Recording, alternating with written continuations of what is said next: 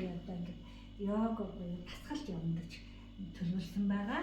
24 онд би Sales Master болно гэсэн байгаа. Тэгээд энэ эдгээр чи юу гэхээр одоо нөгөө дөрөвдөх бүлэг буюу сүнсний хэрэгцээ бол авчиж штэ.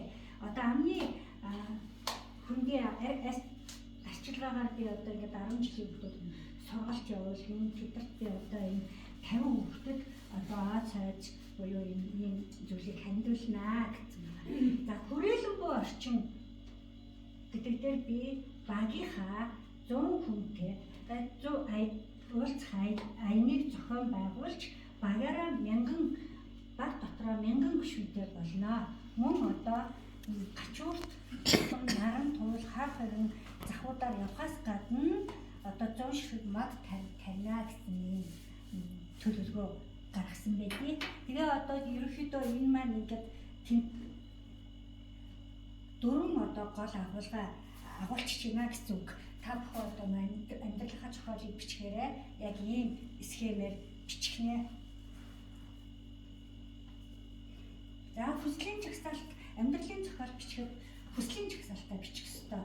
Би ерөнхийдөө шуналтай хүн учраас өөрөө ингээд 51 зүйлийг чагсаад бичээд түүнийг 8 бүлэгтээ оруулаад ингээд амьдралынхаа зохиолыг бичсэн байгаа.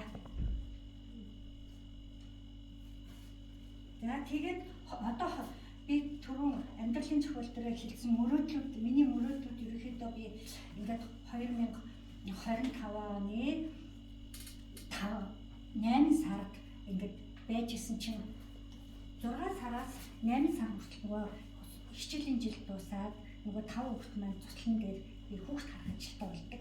Монгол ивэнэрийн л угаасаа юу шүү дээ тийм ээ. Тэгээд 6 сараас 8 сар хүртэл хүүхдүүдэд хараад ингээд манай хүүхдүүдээ ээж минь одоо 100-ийн хүүхдүүд харсан. 8 сард миний төрсөн өдөр болдог. Төрсөн өдрийн маань сюрприз болгоод хүүхдүүд маань намайг чээж байгалтай гэсэн. Би тэгвэл хүүшээ би нэрээ хүслийн зохиол дээрээ чээж явж үзэх юмсан гэж мөрөөдсөн штэ ээж гэсэн чинь манай том хүн ямар сони үнэн үү ээж гэдэг. Гэхдээ би энэ номоо гаргаад үзүүлчих. Хүү тийм бэ гэх манай хүүхдүүд хоорондоо нэрээ яг тийм бэ. Ээж энэ яриад байгаа юм чи л одоо сүүлийн үед ерөөсөө төлөвлөгөө гэдэг энэ чи яриад байгаа шүү дээ. Одоо орчин үед бас энэ шинжлэх ухааны